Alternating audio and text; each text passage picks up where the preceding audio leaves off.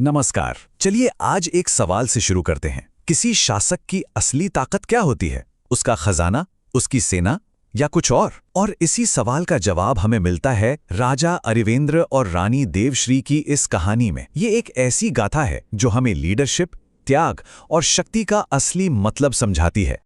देखिए, कहानी तो अभी ठीक से शुरू भी नहीं हुई और हमें ये सुनने को मिलता है। ये शब्द किसी और के नहीं बल्कि उस राज्य के लोगों के हैं। सिर्फ एक लाइन, लेकिन ये बता देती है कि वो अपने राजा रानी पर कितना भरोसा करते थे, उनसे कितना प्यार करते थे, और यही भरोसा इस पूरी कहानी की नींव है। तो हमारी कहानी हमें ले चलती है विंध्याचल की पहाड़ियों के बीच बसे एक बेहद खूबसूरत राज्य अनंतपुर में। एक ऐसी जगह जिसके बारे में कहा जाता था कि वहां खुशहाली बसती है। जरा सोचिए, कैसा रहा होगा अनंतपुर। दूर दूर तक फैले लहलहाते खेत, आसमान से बातें करते आलीशान महल, और इन सबसे बढ़कर वहां के लोग, जिनके चेहरों पर हमेशा मुस्कान रहती थी। सच में एक सपनों जैसा राज्य था। और इस सपनों जैसे राज्य को चलाने वाले थे राजा अरिवेंद्र और रानी देवश्री। राजा अरिवेंद्र, उनका नाम ही न्याय का दूसरा नाम था, और रानी देवश्री वो इतनी दयालु थीं कि लोग उन्हें रानी नहीं, मां देवश्री कहकर बुलाते थे। मतलब वो सिर्फ राजा रानी नहीं थे, वो उस राज्य के दिल की धड़कन थे। पर कहते हैं ना, वक्त हमेशा एक जैसा नहीं रहता। अनंतपुर की खुशहाली पर भी किस्मत की नजर लग गई, और अब शुरू होने वाली थी एक ऐसी परीक्षा जिसमें सब कुछ दांव पर लगने वाला था। एक बार फिर से उस अनंतपुर को याद करते हैं। वो हरे भरे खेत, वो पानी से लबालब भरी नदियां, यही तो थी उस राज्य की पहचान। लेकिन ये सब कुछ बदलने वाला था। और फिर देखते ही देखते सब कुछ बदल गया। एक ऐसा भयानक सूखा पड़ा कि हरी भरी जमीन में गहरी दरारें पड़ गईं। भरे पूरे कुएं सूख कर गड्ढे बन गए। लोगों की आंखों में उम्मीद की जगह अब भूख और प्यास का दर्द था। अब ऐसे मुश्किल वक्त में ही तो असली लीडर की पहचान होती है ना? राजा अरिवेंद्र ने जो किया वो इतिहास में दर्ज हो गया। उन्होंने साफ साफ कहा, एक राजा का धर्म है पहले प्रजा का पेट भरना, बाद में स्वयं का। ये सिर्फ शब्द नहीं थे, ये एक वादा था। और इसी वादे को निभाने के लिए राजा और रानी ने जो किया वही इस कहानी का दिल है। ये कहानी सिर्फ बड़े बड़े फैसलों की नहीं है, ये है उन निजी बलिदानों की जिन्होंने राजधर्म का मतलब ही बदल दिया। तो राजा ने क्या किया? सबसे पहले उन्होंने राजकोष के सारे अन्न भंडार आम लोगों के लिए खोल दिए। जब वो भी कम पड़ने लगे तो शाही खजाना बेच दिया ताकि बाहर से अनाज लाया जा सके। और आखिर में राजा ने खुद वही साधारण भोजन अपना लिया जो उनकी भूखी प्रजा खा रही थी। और इस त्याग में रानी देवश्री एक कदम भी पीछे नहीं हटी। उन्होंने अपने सारे जेवर, अपना हार, अपनी चूड़ियां, यहां तक कि अपना शाही मुकुट तक बेच दिया। सोचिए, उनका हर एक गहना किसी भूखे बच्चे या बुजुर्ग का निवाला बन रहा था। जिस शाही रसोई में कभी 56 भोग बनते थे वो अब सूनी पड़ गई।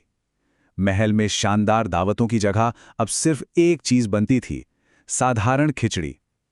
राजा, रानी, प्रजा सब एक साथ एक जैसा भोजन कर रहे थे।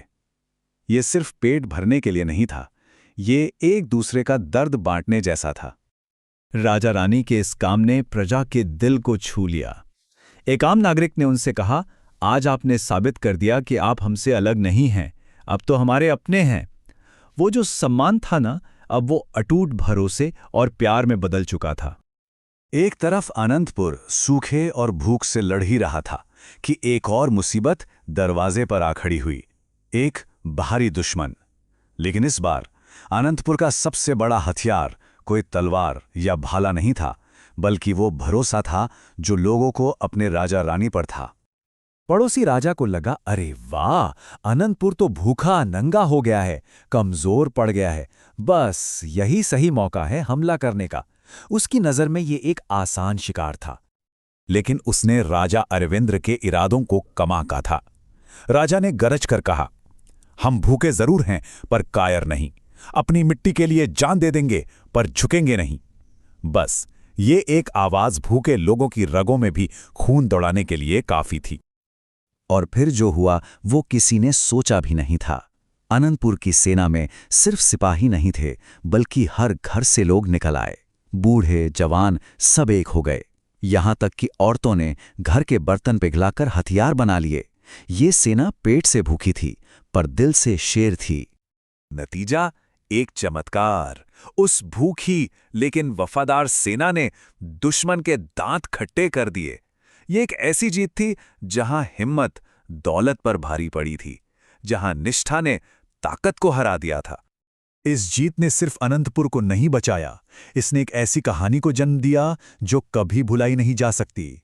एक अमर गाथा की शुरुआत यहीं से हुई। और फिर तो जैसे सब अच्छा होने लगा। हारने वाले राजा को अपनी गलती का एहसास हुआ, उसने अनाज और पानी भेजा। आसमान से भी रहमत बरसी और बारिश लौट आई।